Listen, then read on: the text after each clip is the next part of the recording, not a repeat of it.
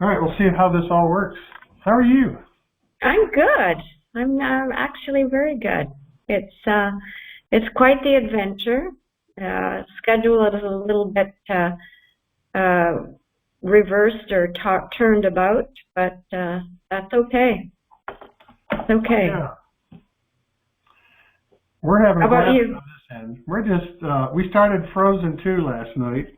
Yeah? So we just gotten started. We probably watched 25 minutes of it, so we're going to watch more of it tonight. It's good.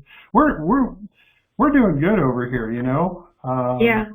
I'm getting some things done that I've been wanting to get done, and we're not disrupted by running around, and our focus is kind of, when I say singular, you know, we're plodding along and seem to have more time, and I am sleeping more right now, but maybe that's partly the, well, Alexis wants to go to bed early, and we've gotten in bed at 9 o'clock. Of course, we mess around a little bit, but.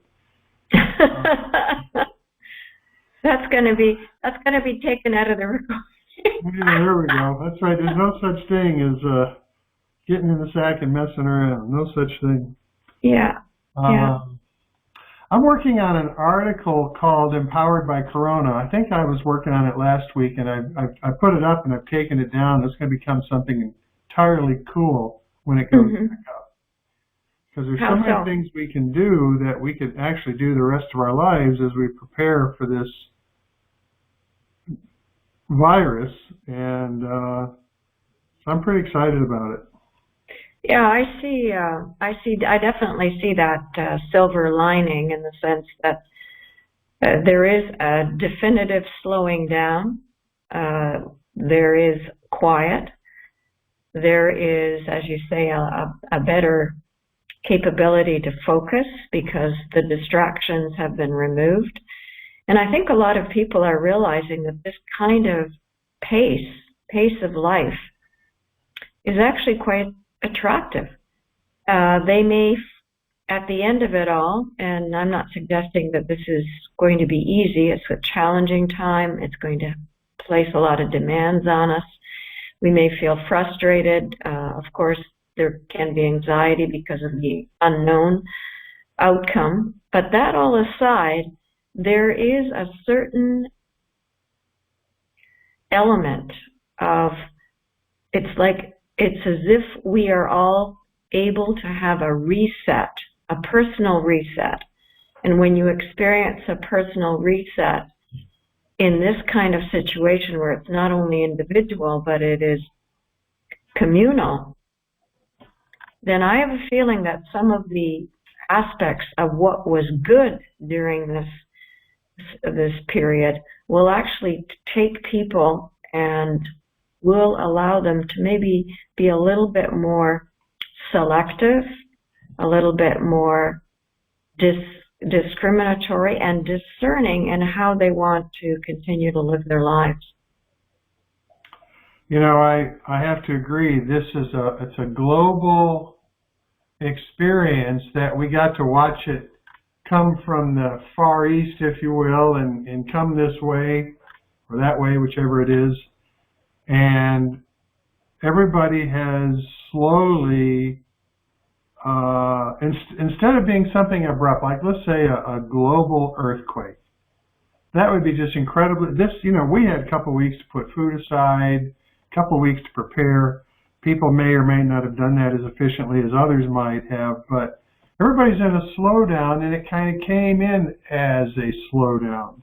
In fact, I was on the road a couple of days ago, and I would say this was not a week ago, but 4 or 5 days ago. And in Sedona, it felt to me like it was a holiday, like Christmas Eve. The roads are getting quiet. Everybody's there's a quietude, and I've only heard one story, and it was on the phone talking to somebody in Texas about people fighting over toilet paper in a Walmart. Otherwise, I have no experience with anything unruly or anything. And now we go out. We took our drive on Sunday and things like that, but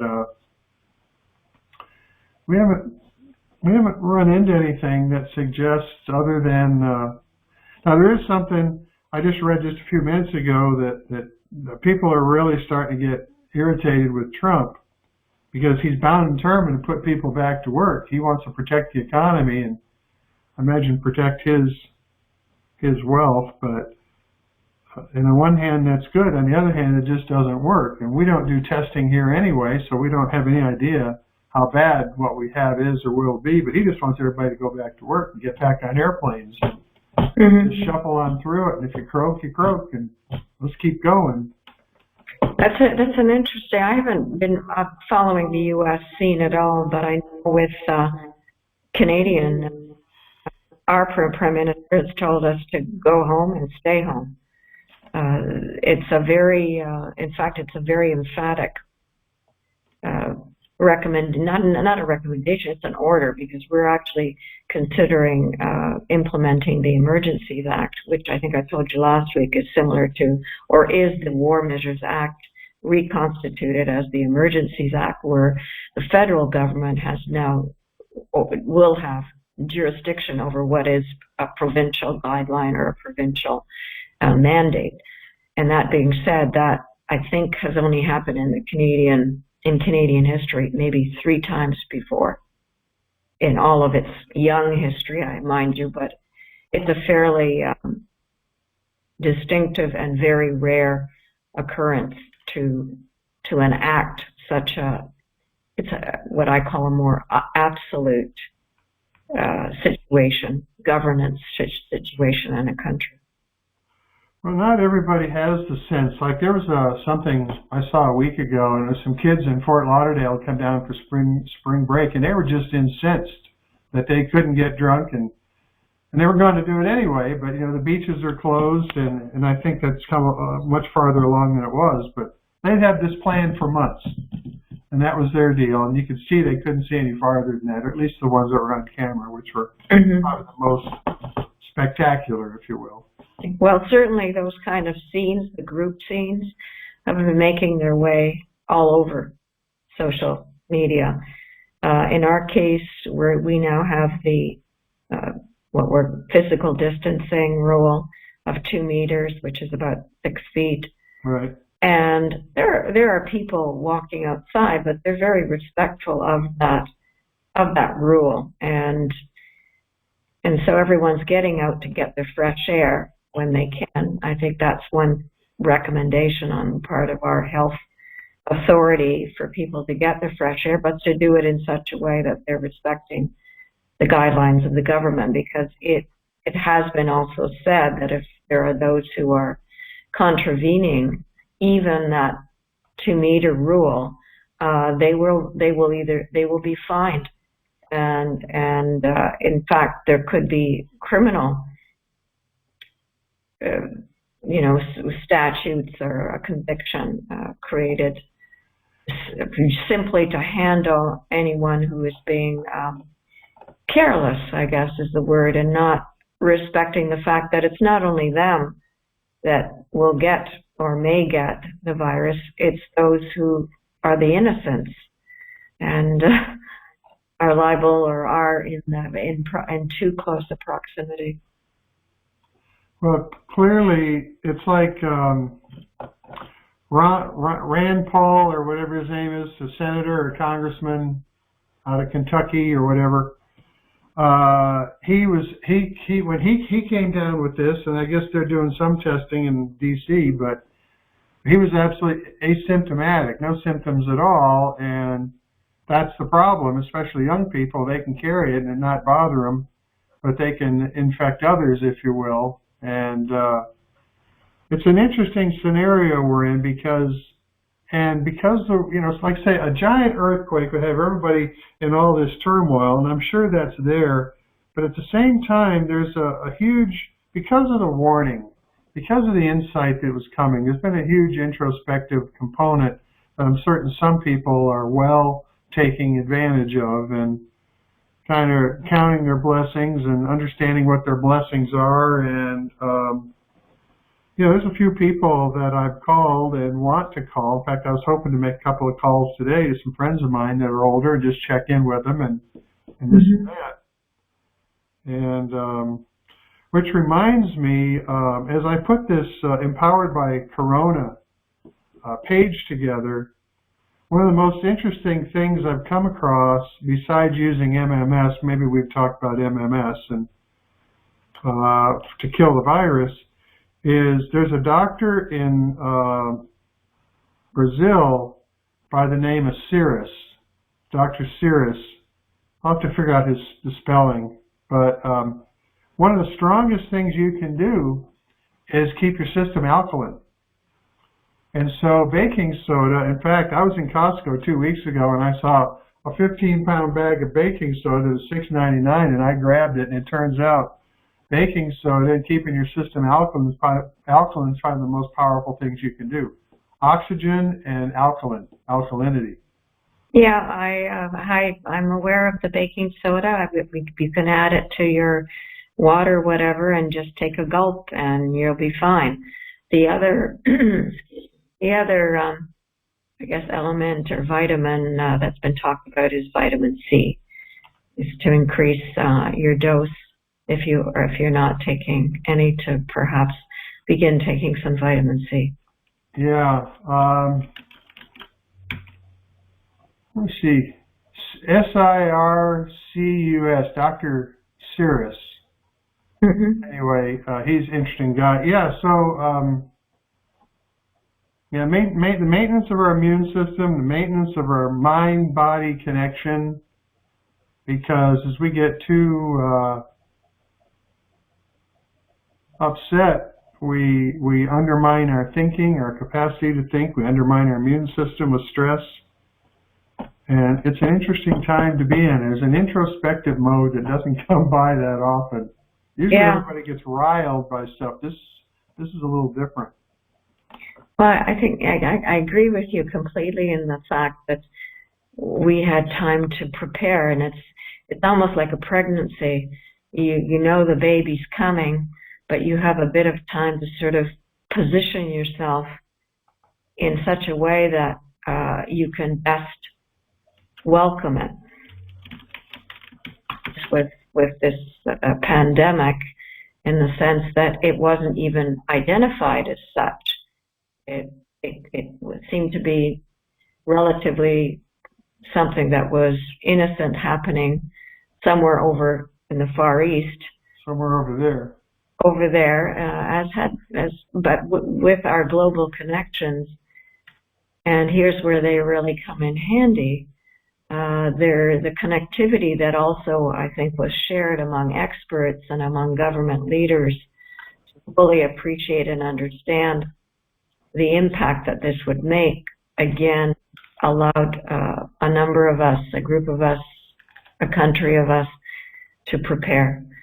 And when you prepare, you feel you're more in control. So there's a psychological advantage in feeling, yes, I have my food. Yes, I know I've got my stocks of vitamin or my baking powder. I've talked to the neighbors. We know what we'll do for each other if someone is incapacitated. So-and-so is in self-quarantine. We don't have to worry if we don't see them. They're there. We phone the family and extended relatives, which I was going to say is something that a lot of us don't normally do. We don't have the time, or we don't have the opportunity doesn't present itself in such a way that we feel compelled to phone. Oh yeah, I'll phone them on Sunday, and Sunday comes along, and next thing you know, the day's over. But here there is to me there is a form of responsibility that's entering our lives. Not only responsibility for self, as in self-care, but I think that responsibility is starting to extend to others. So you are caring about others in addition to your self-caring. It seems to be a little bit more manifesting, and it may be because, at least in Canada, our health authorities are asking us to be mindful of others and the elderly and those who are more susceptible. And again, as I said earlier about the silver lining, it really, I think, has taken a wonderful turn in people thinking about others. Well, this is what happens when we slow down. We're not racing, and when we're not racing, we have a little more sense about us, and there's also a certain mortality, you know, that we all face. I watched the numbers in Arizona go from 24 to something to 160 or 140, then to 253 the next day, and I don't know what it is today, but it's climbing now, and it's climbing, starting to climb fast. Mm-hmm. Let's see what this thing says. Yeah, it's interesting because we're getting mainly information about California and New York State in terms of their lockdown guidelines. Is Arizona in complete lockdown? I don't know what complete lockdown means. I mean, the restaurants are open, and you can do takeout orders and things like that. The grocery stores are open. See, our restaurants, by and large, unless they are takeout, and we have a 6 feet rule, and limited number of clients that can come in. There's no dining whatsoever. Right. Any facilities that would gather groups are all closed. So lockdown is only pharmacies and food stores, either groceries or stores are open. Our LCBO, our liquor stores are open, and that's about it. Even our banks, some of our banks have closed. Right. Well, I don't know. I don't think we're not dealing with any kind of a federal order, certainly, because Trump is opposed to that. The states are doing different things. I don't really know what Arizona's claiming. I don't pay that much attention. Mm-hmm. It seems from the way you're describing it that it's similar to my situation. Yeah. Yeah, you've got the takeout, you've got the grocery stores, the pharmacies. Some banks might still be open. Essential services, of course, hydro, that kind of thing. The facilities are all open, and employees are working in those particular locations. And of course, they're now off limits to anybody else. Public situations like libraries, community centers, all closed. Yeah, schools all closed. Right. Yeah. Yeah. And I thought I was getting ready to unleash my stuff, and now of course it'll all be over video, which is fine.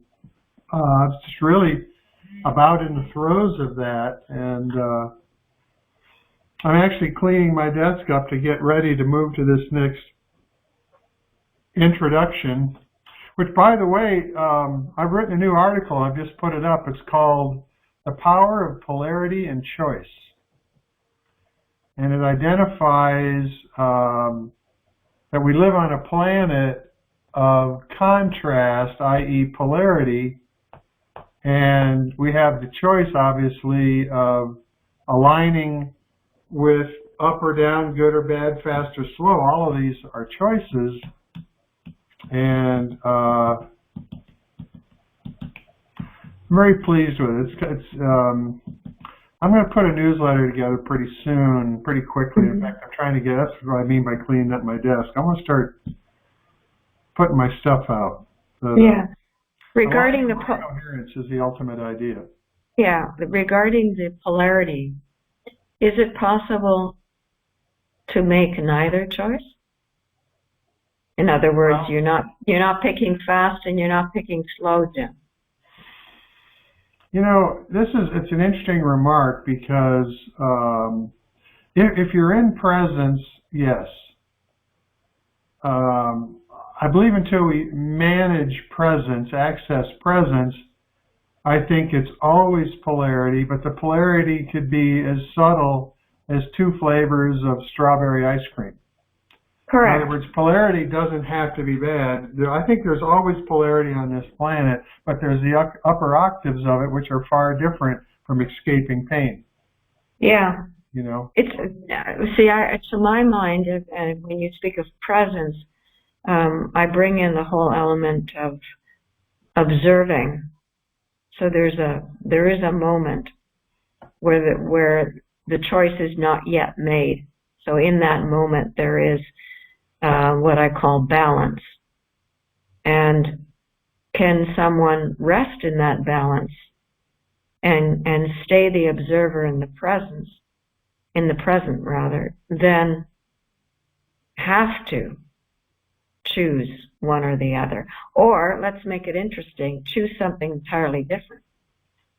Well, see, that's where everything gets interesting, when you choose something entirely different, because choosing from between your choices may not be all that good, depending on how well you understand law of attraction, because you may have nothing but crummy choices.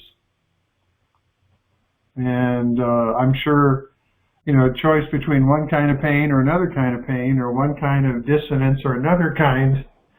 But when I speak of presence, I'm talking about it from when I say a metaphysical perspective. Presence is no mind, and there is no choices. And that's an entirely different state than being an observer, where you make choices at a very subtle manner. And of course,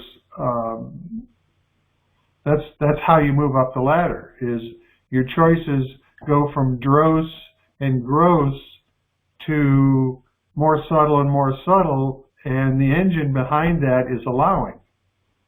And that kind of becomes the point. Allowing will ultimately take you out of your mind, because the mind and allowing are not the same. You can use the mind to get to allowing, but if it's still generated by the mind, it's a shortcoming versus true presence,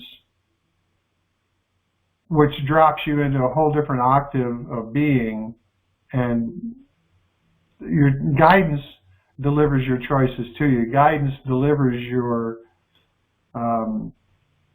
results rather than choosing. Yeah, I see. So that you get into a point where, as you say, you're in no mind. That's right. So there's no need to choose. The choice or what unfolds according to your alignment with the divine is already made. That's a good way to say it. So, and the hard part is moving out of your mind so you can move into that, because you can't use the mind to get rid of the mind. And there would have to be, when I say exceptions to that, allowing and more allowing and more allowing gives you different choices than resistance and resistance and resistance. Because when you're in resistance, you're going to get more of the same to what you're resisting, and that's an absolute dead end. Where allowing will unfold new circumstances on a continuous basis, and as you continue to allow, those circumstances and choices for allowing continue to refine themselves, because that's the nature of things. And so you can come to a point where none of this is driven by the mind. But of course, I've found my way to achieve this through neurofeedback and quieting the nervous system and actually letting innate intelligence take over, for which the mind subsides. Mm-hmm. There's a lot of gurus and a lot of what would you say, spiritual seekers that do the allowing thing, and there might be more success than that than I know, but they also drop out of the world when they do that. Well, I think what is the whole modus operandi among those who feel they are enlightened or would like to stay in that calm, a lot of them are now very much advocating engagement with the world and I was going to just answer to your aspect of meditating, it is relatively easy to go into no mind when you're meditating. In other words, when you have a perfect environment, yet that environment in one way has been artificially created. The other aspect to this, and this is where I meet with when I'm underlining the importance of engaging, is being able to take that no mind that you've developed in meditation and be able to go out into the world and be present and actually go into or allow things to unfold in that no mind, so that you are not reacting in any way. You are simply responding to wherever your life impulses are taking you. To where allowing takes you. Pardon me? To where allowing takes you. Exactly. So going from that it's not a superficial environment. No meditation is superficial, but there is ease in meditating or going into no mind when there is a preordained setting. It's when the setting is life and being able to take what you are mastering or what you're understanding to be or what you're finally beginning to experience and take it out there. Take it out to them. I'm just thinking of the movie Witness, where he says, like, be careful among them, English. I don't know if anybody, if you know the movie Witness. Well, the video was interrupted for a tiny bit. Are you talking about a movie and there was an expression? Yeah, it's the Mennonite, who is the Amish, fellow who talks to John Book, who's played by Harrison Ford. And Harrison Ford is going back to try to solve a certain murder. And he's been in the community, and he's being warned by the Amish dad to watch out for them English, because he's going back into the world. Oh. And I think that's the same, you could use the same adage here. Watch out for them English. Watch out for resistance. Watch out for getting tripped up by life's distractions. There's all sorts of things that can pull you back into a reactive state. Yeah, nowadays we say, watch out for the white guys. They're crazy, especially the old ones. Yeah, it's interesting. So meditation, having a lifetime of it. What happens in my experience is that the act of meditating delivers something that you otherwise would never have had the opportunity to experience, and it does start to influence your outcomes, because you have periods of time when you're meditating where you quiet down. It's like Abraham Hicks says, when you're sleeping, you're not creating reality, as if you were creating reality 24 hours a day, or creating your realities 24 hours a day, you'd have an even deeper hole to dig out of. I don't think Abraham said it exactly that way. But my point is meditation gives you an insight, and also more than that, it gives you a listening within as you learn how to quiet down, and that listening within becomes available when you're walking on the streets at whatever rate and speed it becomes available, which is up to you, and it's not a mind-driven thing, but more and more and more and more meditation gives you more and more access to that inner insight from when you are meditating that helps guide you around mud puddles or so we do take it away from our meditation. We do take away a state, because we've discovered a state we otherwise didn't know was there. And the access, right now, in the world, the best thing everybody could do is start to meditate. By far. Mm-hmm. And calm down that noisy voice and that raucous inner workings that keep our inner guidance from being felt, because the fun part is it's always there, and as we learn how to quiet down, it becomes more and more obvious that it's real. And Yeah, that small, still voice. Maybe there are people now taking that opportunity. It would be wonderful, because in that quiet, again, agreeing with you, there is a respite, there is a calm that's reached, a certain sense of peace. And then as one does this more often, you go beyond the overt calm and peace, and you realize there's something else here. An internal realm, an internal field of grace, an internal garden that, as you say, you didn't know existed.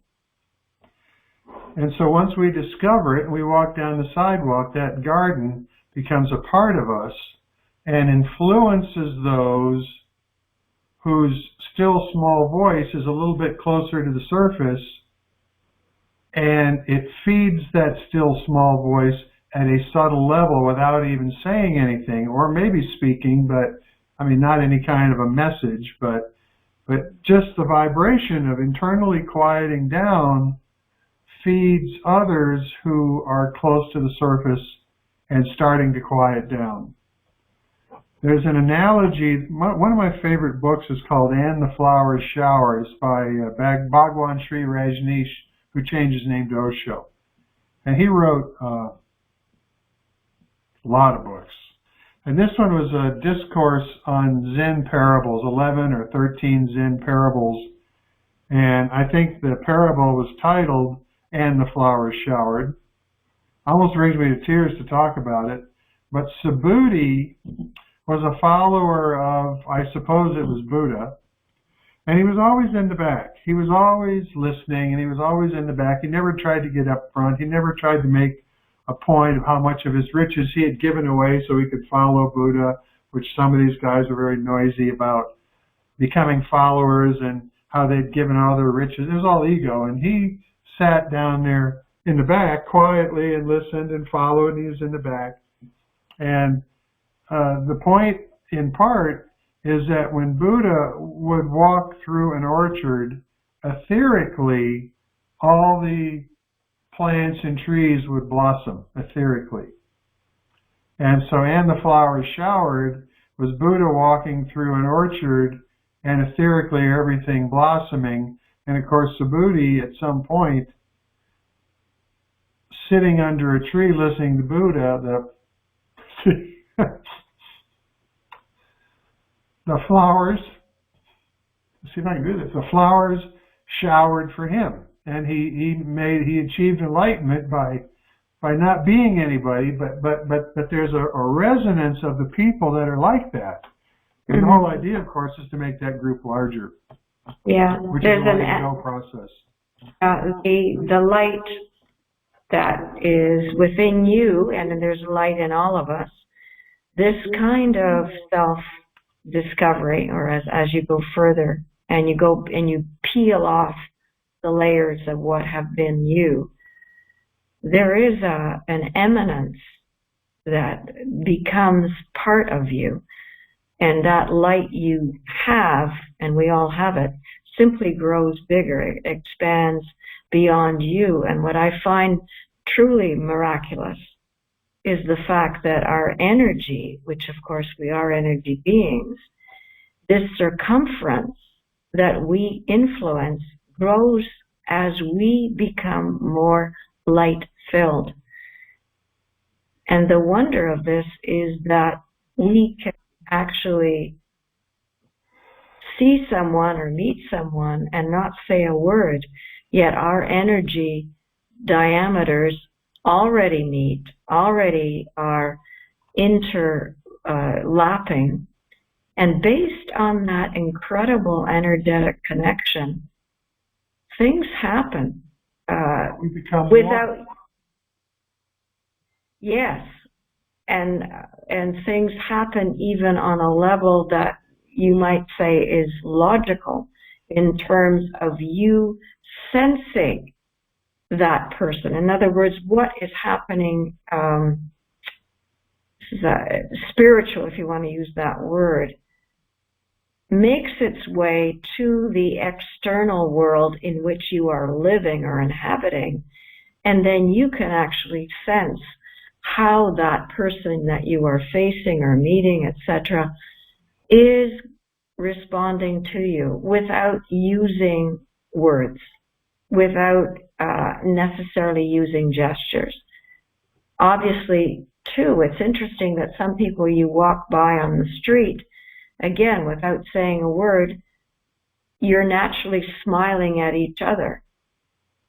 There's some kind of a compulsion that allows you to do that, and yet with other people that you walk down the street, you can feel or you can sense that they are closed down, that there is not the same emanation, even though we all have that light.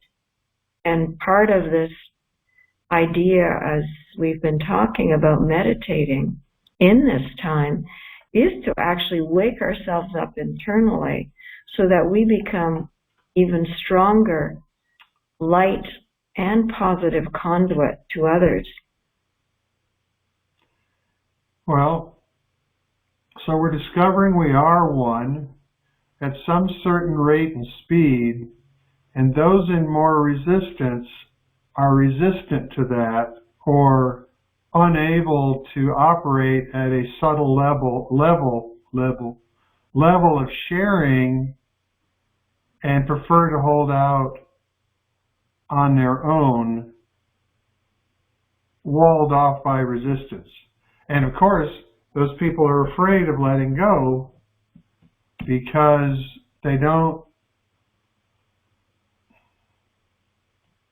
they're afraid of what opening up would be. Yeah, the vulnerability because of course when you're going through this process, you are vulnerable. First of all, vulnerable to yourself because you are uncovering maybe things that you're not that crazy about. In other words, with that light, there's also a bit of darkness mixed in. But once that self-examination is done and the vulnerability comes to the fore, the truth comes to the fore, the aspect that you start to understand yourself as to who you truly are. This is the gift you give yourself. But then, as we've just been saying, you can give this gift to others, and they can give their gift to you, and that exchange is the creation of oneness, just as you've been saying. So we take these slowdown periods. You know, it's like I remember when people voted for George Bush the second time. And I think he was the wartime president, blah, blah, blah. But I was curious, you know, because people based on gut feelings made choices. And I figured there was going to be a certain portion of the crowd that would wake up and go, oh my gosh, I can't believe I voted for George Bush. And so there would be less people that voted the second time because they made major choices and they went, wait, that's not really me. And I think we have the same thing going on with the Trump crowd. Of course, Trump has manipulated a mass of people through the injustice of it all. The government and this and that. And what he's done is in manipulating people, he's closed them down. He's gotten them excited. He's got them rabble rousing and what he's done is he's closed down their capacity to sense because he's got them super sensitized to the injustice of it all. And they've become reactionary, they've become boisterous, and their ability to plug into this subtle connection becomes farther and farther away. And if anybody on this planet, well, I mean, there's plenty of people that are very high in office that manipulate for various reasons, but he's actually, when I say doing the opposite of what he should be doing, I think that as people get farther along in this process of following somebody that keeps people riled because of the injustice of it all, slowly but surely people will go, whoa, that ain't me. And that's what this polarity is doing, and as people go, whoa, that's not me, they start to look toward well, maybe there is something in the humanity of man, if you will, and maybe fighting what's wrong isn't. Maybe there is another kind of signal to attune to rather than the injustice of it all or the getting people all riled up. Yeah. When you're speaking about that and describing it, made me think of Eckhart Tolle's remark about the pain body. I don't know if you're familiar, but a little bit. But I haven't read his stuff. I find his stuff hard to read for me. Yeah, I think you mentioned that to me before. He speaks of the pain body, and so does Dr. Joe Dispenza mentions this too, that if someone is feeling an aggressive emotion, that emotion kicks in adrenaline. And as that goes on and on, there is an addictive outcome to being roused. You talk about your emotion, wired up, and the continual, rousing up and getting flustered and getting upset with. When you feed an emotion like that continually and you have your adrenaline flowing, in time, that fix of that high, of that adrenaline rush, becomes addictive. And according to these, the gentlemen that I've mentioned, Eckhart Tolle and Dr. Joe Dispenza, you become addicted to an emotion that you actually don't want. And in one way, whether it's a manipulation by the American government or it's a manipulation by a spouse or a manipulation by a child, and you've all heard the expression, somebody pressing your buttons or triggering you. This is exactly what they're doing. They're pulling you into a bit of a whirlpool, and there is a certain amount of energy that you sustain when this happens. And if this is the only kind of emotion that you're experiencing or where you're feeling that kind of a rush, then chances are your body, you, are going to be going back for extra. So whether you're listening to Trump on TV every day, and every day he feeds that wolf, that emotional wolf, then that's the wolf that's getting bigger and bigger and bigger in you.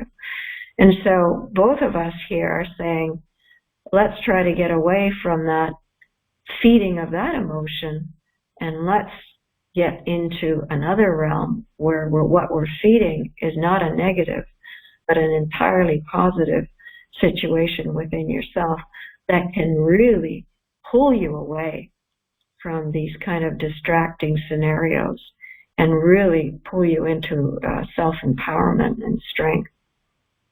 So it's a good example of polarity, First off, when people get riled like that and manipulated like that, because that's what they're doing, they're manipulating them emotionally, they do feel like they're alive. There's a certain kind of aliveness that comes from it. And it might be better than nothing, which is what they felt before. But even at that, if they felt nothing before, then they feel this kind of rage and this injustice, for which then the emotions, your body becomes addicted to it. At a certain rate and speed, people are going to move away from that because the wear and tear is horrendous. It is, and it's interesting that it usually takes a crisis like this to knock you out of that pattern, or to literally interrupt whatever your life pattern or your routine has been. And it is at this time that you literally you have that choice to move from one polarity to the other. There was an article I just read just before we got on the line here, and they're talking again about the 25th Amendment. This is the United States government. Under the 25th Amendment, so our government's in three branches: executive, which is the president; judicial, which is the courts; and the legislative, which is the Congress, the House of Representatives, and the Senate. And so there's been efforts by the House of Representatives or the Congress, which ended up opposing it, to remove Trump by what do you call that? Impeachment? Thank you. And so that failed. But now the Republicans, as he continues forward with his approach, and first off, he wants to get back to business as usual. He's more interested in the economy than a few old people dying. But what's going on, there's a favorite doctor. He's in his 80s. His name it starts with an F. I don't know how to pronounce it at all. And he's been very capable and eloquent in talking about this. He says in interviews that he has to remind Trump 4 or 5, make remarks 3 or 4 times before Trump will listen to him at all. And Trump is off on his own tangent. And now there's the beginnings of some of the people in the executive branch believing that Trump is running amok, and the executive branch can remove Trump from office.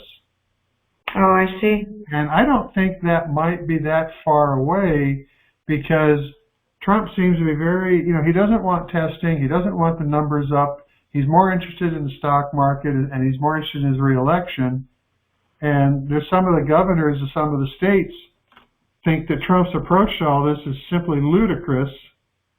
And the idea that Trump could be removed from office by his own team, by the executive branch of the government, would then, I think it's real. I think it's a real possibility, because there's concern he won't even step down if he were to lose. But the point is if Trump were undermined by his own crowd, you'd have a whole bunch of people out there who have been rabble-rousing and angry and this and that, and then going, oh, looks like the guy was a little bit crazy, and his own people removed him.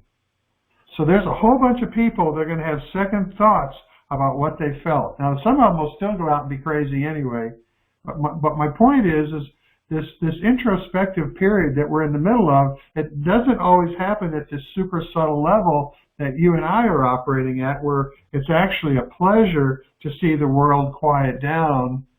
But some of these really raucous and really noisy people, when their leader, the source of their reminders that of the injustice, when he gets removed, and I'll bet you it's 50-50 right now that might happen, and I'll bet in a week it'll be 80-20 or 90-10, because he's not participating. It's a call with Keita in 10 minutes, but I think that's for the wrong time zone. I like your conscientiousness. But the point is, all these people are all built up. Their emotions are all, they're addicted to their feelings. Well, what happens when their leader gets removed? Because in a way, he's on his own. Yeah, there is a vacuum. Some of us really do need someone to step up and be able to guide us. That's the mark of a good leader. So when there is no leader, but again, you almost, in this day and age, or what's occurring now, you need what I would term extreme incidents to occur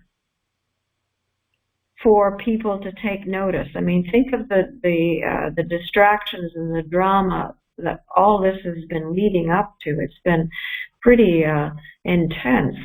So to get someone's attention, oh, bless you.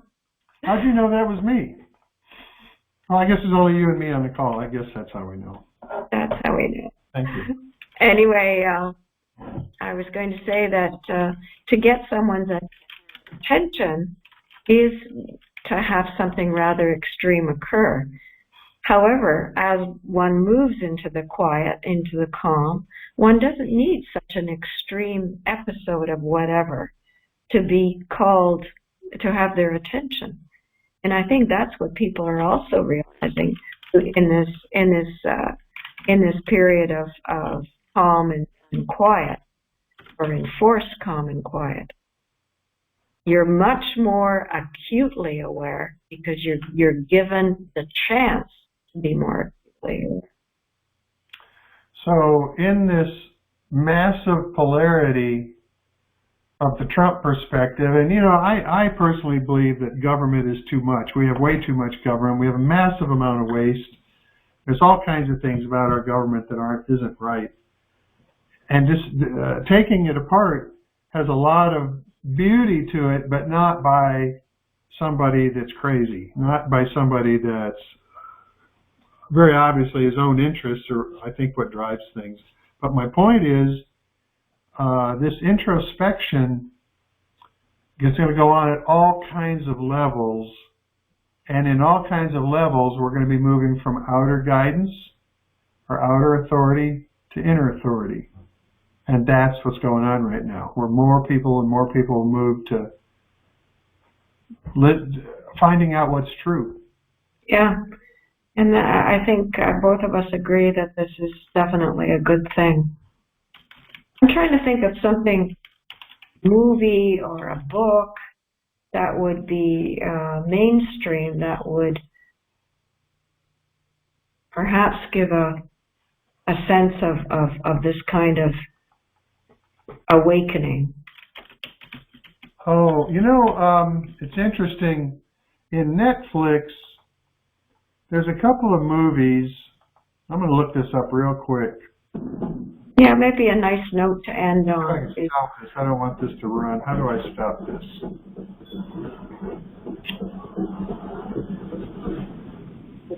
Oh, maybe right here. There we go. So one of the movies that's really popular right now is called Outbreak. I don't know how old it is. 2 hours and 8 minutes. I think Dustin Hoffman when he was younger. But what might be interesting is the movie 2012. Right now, it's considered very popular, and I think it had something to do with. I met the guy that wrote that book. In fact, we had a couple of conversations back around 2012, and it might be interesting to discover whether that film has an insight that we can use. And I got a feeling it might, because I remember. We met at a Barbara Marx Hubbard seminar, or a Barbara Marx Hubbard event. Oh, for goodness sake, yeah. And so I got a feeling that movie's got an upbeat message, and maybe it talks to what you're talking about. 2012 it's called? Yeah. Okay. I'm just thinking that if there were something that, again, that's more mainstream, that would ease someone into this whole idea of going from the external to the internal, then that movie might be the ticket. Well, what I'd like to do, and we still got 5 minutes. What I'd like to do, I want us to think about this. I'd like us to go live next week and just put it on YouTube. Yeah. And I'd like to take this one and upload it and go back to Resonance Matters and our things, and there's a whole bunch of them up anyway, and maybe draw some attention to some of the things we're talking about and see what happens. Yeah, see what happens. I mean, why not do it live? It's not. I don't think so much that people could interfere or interrupt. I don't know how that would work as far as allowing, but it could be live where people could watch it. And certainly it would be live where they can watch it, or they can watch it later because it's recorded. And I think that's how I use Google Meet. Google Meet is Google and YouTube are the same people, Yeah. And so Google Meet, that's how you do the recording on YouTube. Now you could keep it private or leave it open. And it would be really interesting to do that and see what happens. Why not? I mean, this is a great conversation. Yeah, I'm happy to let it go. Sure, be my guest. Yeah. So, and we actually have quite a few of these, even back to when there was 4 or 5 of us and whatever. And yeah. So, I think. Well, the only thing about the 4 or 5 is if somebody didn't want that. In other words, I think we'd need to seek permission To what? for the 4 or 5 conversation. Oh, they're already up. Oh, are they? Been up for a long time. That's how much I know. Well, I couldn't tell you, but they're up. I don't even remember personally putting them up, but they're up. Oh, okay. I thought that. Okay. Well, it's whatever you want, Jim, and let's see where it goes. Could be very interesting. Well, first off, I think our conversations are worthwhile. They always have been. And Yeah. I think letting the people listen in, maybe we could allow people to pose a question or something. Or pose like last 10 minutes or so, or something like that. Sure, open it up, because it's not as if we're preaching or something. We're simply talking. It's a conversation. Is exactly Yeah. right. And it's just like the men's group. We've decided not to meet in a group any longer. They wanted to go to video, and I said, unless there's going to be an outreach program, I'm not going to participate. Yeah. And that's a fact. There you go. There's too much horsepower between the bunch of us, and if we're not going to do anything with it except sit around and circle, pardon the expression, like a bunch of old ladies, that's pretty far out of date. That's not racist. What do you call that? That's horrible. I knew there was something wrong with it. Yeah, it's not. Why don't we just? Yeah. No, well. I would say you should have said like a bunch of old farts. Then I would agree. Yeah. Then I would agree. See, it's an expression that goes back to an earlier time because there you go. Days are just about over. Old ladies. They are. They are. Now. Hmm. Or whatever. Yeah. Okay. Well, go ahead and do what you're going to do. We'll see what happens. For all you know, you might get some remarks or comments, and we can rally up those comments or remarks starting next week, if there is any. Yeah. So what I want to do is I'm going to practice. I want to try Google Meet and see if it puts YouTube up like I think it will. And then after I play with that, which I can do it private so that nobody can see it, then I want to contact you and see how Google works with you. Okay. And because it should be we've had a really nice connection this time. We had a little bit of flutter in the video, a little bit of disruption, but only momentarily. Yeah, it worked. It worked. Yeah. So I had a bit of reverb on my end, like I do now. Did you hear that? I don't hear it. I don't hear it on this end. Okay. No, see, I'm getting it now. I think I can hear it if I really try. The only thing I wonder is you can't turn your volume down anymore. I can, but then I've already got it. I've got it a little over half. Yeah. And I like that because then I can fully hear you. Right. But I certainly don't have it at 100 or. Right. All right. Well, I'm going to send you I'm going to put a newsletter out pretty soon. I need to get my ducks. I used to have like 2,000 people I used to mail to, and that's an old list.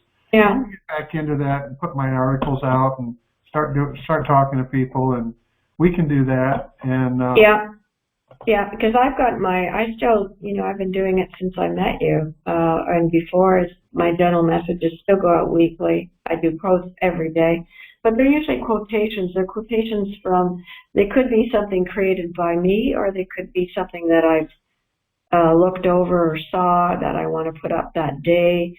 I put up a couple from you, but of course, they're always attributed. So they go up on LinkedIn and they go up on Twitter. But anyway, I